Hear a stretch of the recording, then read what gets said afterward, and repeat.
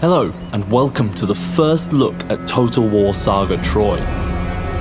We're going to be playing through a battle between two of the greatest warriors of the Bronze Age, the furthest back any Total War game has ever gone. Now, of course, the period is full of myth and legend, but today we will witness this battle play out and write our own history.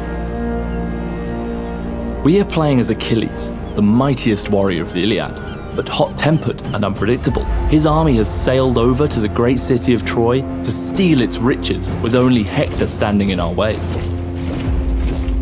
The champion of Troy, Hector, sees an opportunity to take down the enemy of the city and end Achilles' hunt for glory. Seeing that he outnumbers our forces, he has marched out to fight with an army of elite soldiers. We might not be as heavily armored as Hector, but we can use our mobility and guerrilla tactics to finish Hector and take Troy for ourselves. The new battle features added to Troy will make this possible. The battlefields of ancient Greece were predominantly infantry focused. War horses on the battlefield were scarce and mainly reserved for chariots. We've designed greater distinction between the infantry classes in order to promote greater dynamic interplay. Infantry have 3 weight classes: light, medium, and heavy. And the differences between them are accentuated from previous Total War titles. We have that full range at our disposal, forming up the anvil we want to hammer Hector's forces against. Greater mass means collisions are more impactful, whereas speed gives flanking a more prominent role to play. Our heavy unit also benefits from having alternate weapon modes. At the press of a button, our renowned Thean spears can put away their shields and become a much more offensive unit. We will try to use this to our advantage once the battle is underway. One of the advantages of light units is their ability to hide within long grass, a new terrain type within Troy. Long grass enables light units to remain hidden from view, enabling you, the player, to use the map in a greater tactical way than ever. We have chosen to hide our Achilles javelinmen so that they can use their speed plus armor-piercing javelins to flank and destroy some of Hector's greatest warriors.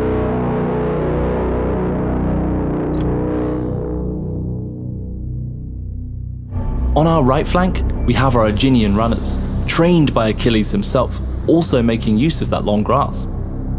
They should be especially effective with their special missile weapon available to them. On our left flank, we are going to use our heavy chariots available to us and herd Hector into our trap. Let's get this battle underway. Heavy chariots are slow but tough and can wreak havoc in the enemy lines with their devastating charge punching through all but the toughest and heaviest units. We can see Hector and his troops approaching. Let's take a closer look. They are currently walking through another new terrain type, mud. Mud severely impedes the movement speed of heavier units, who get stuck under the sheer weight of their colossal armors, whereas lighter units can freely move through it with little penalty to their speed. If we had more ranged units in our army, we could utilize this, but today we will have to employ different tactics.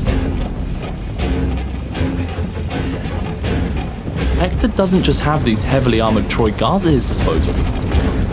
He also has a Minotaur, a powerful mythical unit in Troy, which can be used to cause massive disarray to enemy troops with his towering height and incredible strength.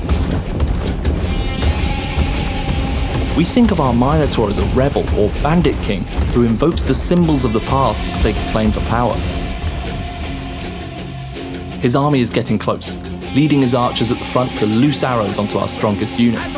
Enter stage 1 of our ambush. We are going to use the Thessalian Marines to cause disarray on their front line, using the move whilst hidden trait. The foe has sighted your hidden units. This enables us to get close to their archers and push them to the rear of Hector's formation, leaving them exposed for a flank. On our retreat, we will take some arrow fire, but this will keep our strongest units at full strength. Our heavy chariots have wrapped around and punched through to completely wipe out the lightweight archer unit.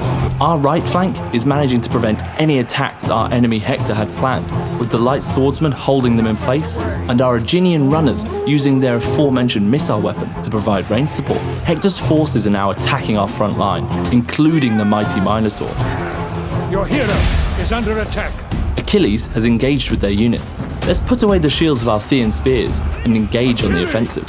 Our units are not as strong as Hector's, so they will not hold forever here. We have our javelinmen still hiding in the long grass. Let's move them into the perfect flanking position before our forces flee. We can see these guards of Troy are making mincemeat of our medium-weight swordsmen. They have only lost around 20 men compared to our almost half. Now let's see what happens with a bit of backstabbing. With their backs exposed, these tanky units stand no chance, and we can see their unit numbers dwindle. Troy battles can be won and lost in the skirmish. In Troy, some heroes can issue divine challenges on each other. This will issue a challenge on the enemy hero, which will force them into combat with one another. We've decided to draw Hector into combat and end this battle the honourable way.